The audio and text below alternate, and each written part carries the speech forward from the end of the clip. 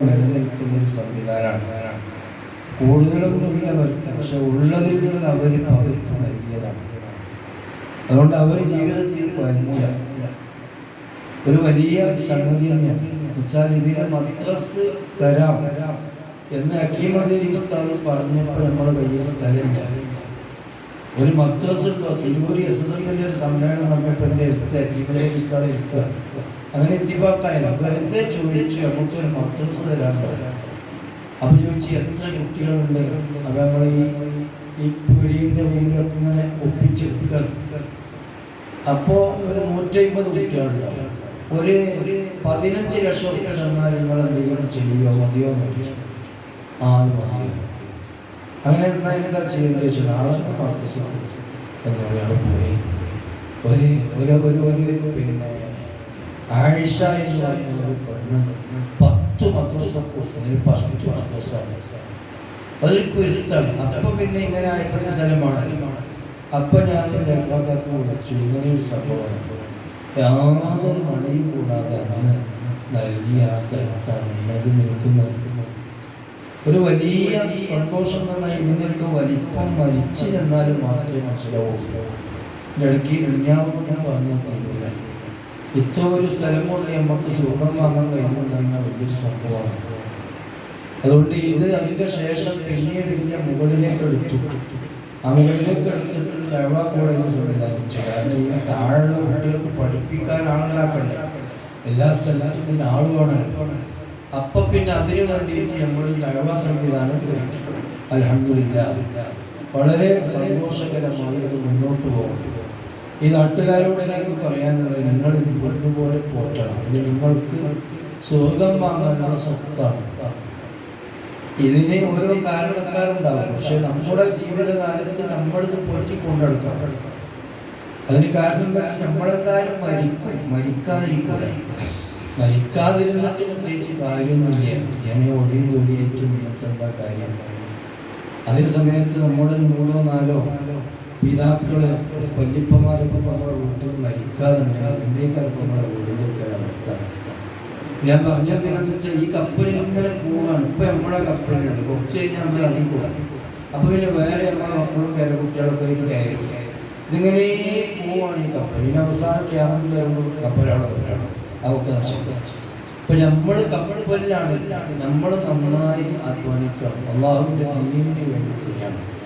ഈ പഠിച്ച കാര്യങ്ങൾ ഒരു കുട്ടിക്ക് പാഠ്യസമയത്ത് പഠിപ്പിച്ചു കൊടുത്താൽ അതൊക്കെ നിങ്ങളുടെ അക്കൗണ്ടിലേക്ക് വരും. നമ്മുടെ കേരളത്തിൻ്റെ ഒരു വലിയ സന്തോഷം തന്നെയല്ലേ അത്. അതുകൊണ്ട് ഇതിനെ നിങ്ങൾ പൊന്നുപോലെ പോറ്റണം. ഏത് നല്ല കാര്യത്തിനും ചെറിയ ചെറിയ ചെറിയ പിന്നെ സംഗതികളൊക്കെ ഉണ്ടാവും. അത് ഏത് നല്ലതിനുണ്ടാവും. മുത്ത് കിട്ടണമെങ്കിൽ ചളിയിൽ പോകണം. പിന്നെ കിട്ടുന്നത് മുത്താണ്.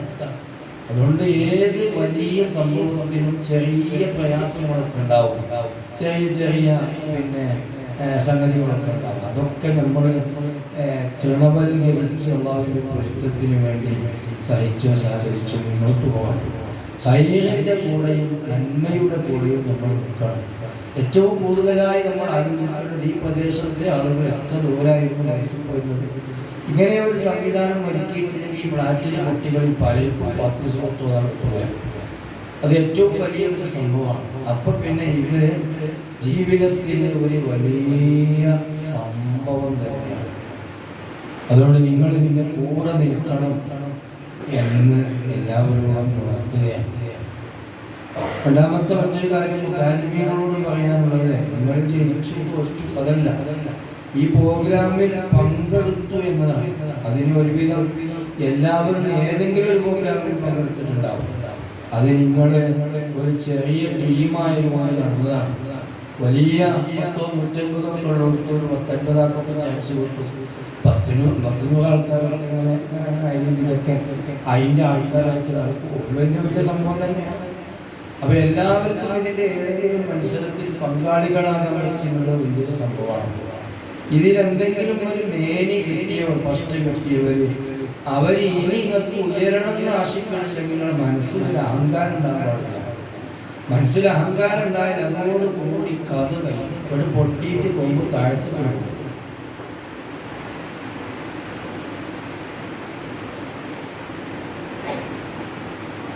അതുകൊണ്ടാണ്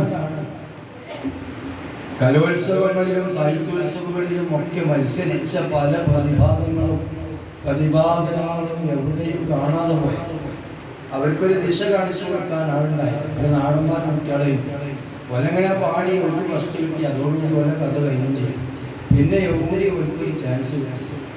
അതേ സമയത്ത് നമ്മൾ സാഹിത്യോത്സവത്തിലെ കലാപ്രതിഭകളും കലാതിലകന്മാരുമാണ് നമ്മുടെ നഈം, അദലി, ഊട്ടി, മുബശ്ശിർ, പിന്നെ പെരുങ്കാറ്റി, അങ്ങനെ തുടങ്ങി ഓരോക്കെ കലാപ്രതിഭകളായി പലപ്പോഴും വന്നിട്ടുണ്ട്. അവരിന്നും ഈ രംഗത്ത് ശബ്ദമടങ്ങാതെ നിൽക്കുന്നത് അവർക്കൊക്കെ ദിശ പറഞ്ഞു കൊടുത്ത മക്കളെ അഹങ്കാരം ഉണ്ടാകരുതിട്ട. നിങ്ങൾക്കിപ്പോൾ അഹങ്കാരം ഉണ്ടായാൽ പറയുന്നത് നിങ്ങൾ മാവ് പുത്തുലഞ്ഞു നിൽക്കുന്ന മരക്കൊമ്പ് പോലെയാവണം, കീപ്പോട്ട് താവണം. നിങ്ങൾക്ക് എന്തെങ്കിലും മാവ് വേണ്ട, നല്ല മാവ് ഇങ്ങനെ കൊടുത്തു നിന്നപ്പോൾ കൊമ്പ് താന്ന് കൊടുത്തു. അതേപോലെ നിങ്ങൾ ഫലങ്ങൾ കിട്ടുമ്പോൾ താന്ന് കൊടുക്കണം എന്നൊക്കെ ഓർക്ക് പറഞ്ഞു കൊടുത്തപ്പോൾ ഓര് ഒട്ടുകയറി. എന്നാൽ ഈ നാടന്മാരെ കുട്ടികൾ ഓര് ഫസ്റ്റ് കിട്ടി, അല്ലെങ്കിൽ കലാതിലകായി പ്രതിഭായി ഓരെ എവിടെയും കണ്ടില്ല. ഒരുവിനെ ഏതോ ഭാഗത്തൊക്കെ പോയി എവിടെയും ഒരു ചാൻസ് ഉണ്ടെങ്കിൽ കിട്ടിയില്ല. അപ്പൊ അത് എല്ലാവരും നന്നായി ശ്രദ്ധിക്കണം. കഴിവുള്ള ആളുകൾ കഴിവില്ലാത്തവർക്ക് ഈ കഴിവ് പകർന്നു കൊടുക്കണം. അതെന്റെ സക്കാത്താണ്.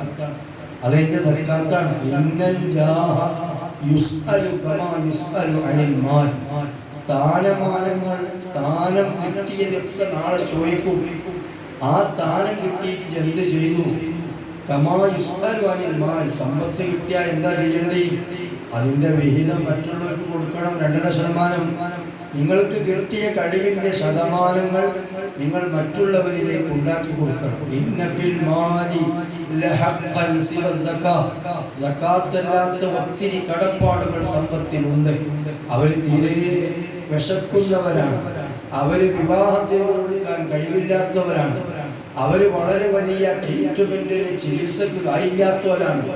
ഓലെ നിങ്ങൾ ഡെവലപ്പ് ചെയ്യേണ്ടത് നിങ്ങളുടെ സക്കാത്ത് ഫണ്ടിൽ നിന്നല്ല, നിങ്ങൾക്ക് പടച്ചവൻ തന്ന സമ്പത്തിൽ നിന്ന് ആവോളം നിങ്ങൾ വലിച്ചിടണം എന്ന് നമ്മുടെ ശരീരത്തിൽ നമ്മളോട് പറഞ്ഞിട്ടുണ്ട്. അഥവാ ഇതേപോലെ നിങ്ങൾക്ക് നിങ്ങളുടെ ജാഹിനോടും നിങ്ങൾക്ക് തന്ന സ്ഥാനത്തിനോടും സക്കാത്ത് കിട്ടേണ്ടതായുണ്ട്. ആ സക്കാത്ത് നമ്മൾ കിട്ടേണ്ടത് കിതാബ് തിരിയുന്നവർ കിതാബ് തിരിയാത്തവർക്ക് കിതാബ് തിരിച്ചു കൊടുക്കുക. പ്രസംഗിക്കാൻ കഴിയുന്നവർ പ്രസംഗിക്കാൻ കഴിയാത്തവർക്ക് അവരെ പ്രമോട്ട് ചെയ്തും പ്രോത്സാഹിപ്പിച്ചും അവരെ ഉത്തേജിപ്പിച്ചും അവരെ ഇന്നിലേക്ക് കൈപിടിച്ചു കൊണ്ടുവരിക. മടിയുള്ള ആളുകളൊക്കെ ഇങ്ങോട്ട് ഇത് കൂടുതൽ പ്രമോട്ട് ചെയ്ത് കൊണ്ടുവരിക. അങ്ങനെ ഭാഷയിൽ കഴിവില്ലാത്തവർ, എഴുത്തിൽ വാസനയില്ലാത്തവരൊക്കെ എഴുത്തിൽ വാസനയുള്ളവരെ മുഖ്യധാരയിലേക്ക് കൊണ്ടുവരിക. അതാണ് ഇതിന്റെ സക്കാത്ത്. ഹദീസ് മക്കൾക്ക് എപ്പോഴും ഓർമ്മ വേണം.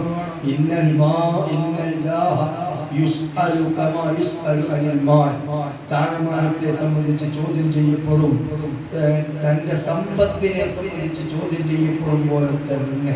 അതുകൊണ്ട് എല്ലാ രംഗത്തും ഇതുണ്ട്. അത് നന്നായി സൂക്ഷിക്കുകയും പരീക്ഷിക്കുകയും വേണം. എല്ലാറ്റിനും ആവശ്യം ഇൽമാണ്. മരുന്നില്ലാഞ്ഞാൽ വെടിപൊട്ടിക്കാൻ കഴിയില്ല, മരുന്നില്ലാഞ്ഞാൽ ഒന്നും ചെയ്യാൻ കഴിയില്ല. നമ്മുടെ കയ്യിൽ തോക്കുണ്ട്. നമ്മൾക്ക് തോക്ക് കൊണ്ട് വെടിവെക്കാനും കാഞ്ചി വലിക്കാനും അറിയാം. പക്ഷേ അതിലിടാനുള്ള തിരയില്ല. നമ്മളെങ്ങനെ അത് പൊട്ടിക്കുക? അപ്പോൾ ആ തിരയാണ് ഇൽമു എന്ന് പറയുന്നത്. അത് സ്വായത്തമാക്കണം. അത് വിറ്റഴിക്കാനുള്ള മാർക്കറ്റിംഗാണ് ഭാഷകളും അക്കാദമിക് വിവരങ്ങളും നോളേജും ഒക്കെ എന്നത്. അതും നന്നായി സ്വായത്തമാക്കണം. അങ്ങനെയാവുമ്പോഴേ ഇത് വിറ്റ് ചെലവാവുള്ളൂ, അല്ലെങ്കിൽ അത് വിറ്റ് ചെലവാവില്ല. അപ്പോൾ ഇതിൻ്റെ വിപണനം നടക്കണം, ഇതിൻ്റെ മാർക്കറ്റിംഗ് നടക്കണം, നല്ല ഫസ്റ്റ് സാധനം കൊടുക്കാൻ കഴിയണം. ഓരോരുത്തരും ന്യൂ ജനറേഷൻ പുതിയ മാനങ്ങൾ കണ്ടെത്തുകയാണ്. അവരിലേക്ക് പുതുതായി കാര്യങ്ങൾ അവതരിപ്പിക്കാനുള്ള പുതിയ നോളേജുകൾ നമ്മുടെ കയ്യിലുണ്ടാവണം. ആ നിരക്ക് നമ്മുടെ പരിശ്രമങ്ങൾ കത്തിക്കയറട്ടെ എന്ന് ഈ സന്ദർഭത്തിൽ ഞാൻ നിങ്ങളോട് അഭ്യർത്ഥിക്കുകയാണ്. ജീവിതത്തിൽ ഗുണങ്ങൾ മാത്രം ചെയ്യാൻ ശ്രമിക്കണം, ആരെയും ബുദ്ധിമുട്ടിക്കരുത്. നമ്മൾ ഒരാൾക്ക് നന്മ ചെയ്യാൻ കഴിയുന്നില്ലെങ്കിലും ഒരാളെയും ബുദ്ധിമുട്ടിക്കാതെ ജീവിക്കണം. അള്ളാഹു പൊരുത്തപ്പെട്ടത് മാത്രമേ ചെയ്യൂ.